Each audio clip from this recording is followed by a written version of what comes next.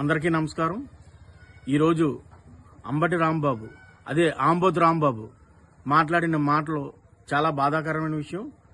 గౌరవ ముఖ్యమంత్రి వర్యులు శ్రీ నారా చంద్రబాబు నాయుడు గారు 4 సార్లు ముఖ్యమంత్రిగా గెలిచిన ఒక 75 సంవత్సరాల వ్యక్తిని ఒక పెద్ద ఆయన పట్టుకొని అంబటి రాంబాబు నువ్వు మాట్లాడిన మాటలు నీది నోరా మున్సిపాలిటీ డ్రైనేజ్ అని అడుగుతున్నాను.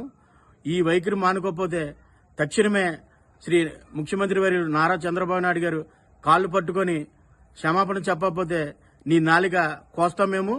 అలాగే మీ జగన్మోహన్ రెడ్డి మీరు శవాల మీద ఈ బూతుల మీద చిల్లర రాజకీయాలు చేయడం మానుకోవాలి.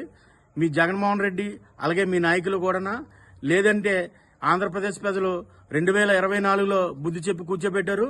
రేపు ఎలక్షన్ 2029లో కూడా తగిన మూల్యం చెల్లించి మిమ్మల్ని ఎక్కడ కూర్చోబెట్టాలో అక్కడే ఆంధ్రప్రదేశ్ ప్రజలు కూర్చోబెడతారు. 75 సంవత్సరాల్లో కూడా రాత్రనక పగలనక ఆంధ్రప్రదేశ్ అభివృద్ధి బాటలో నడిపించడానికి శ్రీ నారా చంద్రబాబు నాయుడు గారు ఎంత కృషి చేస్తున్నారో అలాంటి వ్యక్తిని పట్టుకొని నీది నోరా మున్సిపాలిటీ డ్రైనేజా అంబటి రాంబాబు ఆంబోతు రాంబాబు నిన్నే అడుగుతున్నాను.